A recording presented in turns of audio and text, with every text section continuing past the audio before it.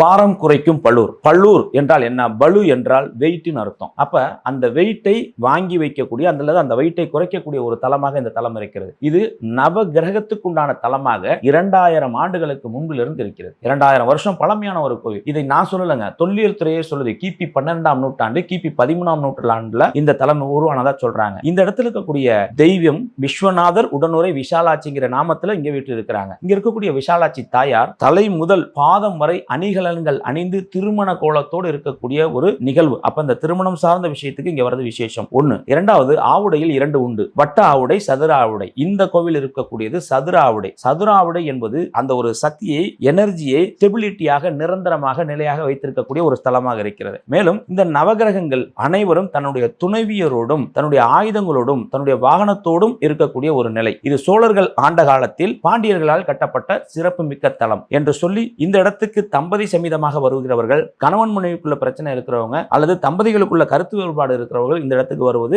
மிகச் சிறப்பு. குடும்ப ஒற்றுமைக்குண்டான ஒரு தலமாக இந்த தலம் வழங்குகிறது என்று சொல்லி உங்களிடமிருந்து விடைபெறுகிறேன். குருவாழ்க, குருவே துணை.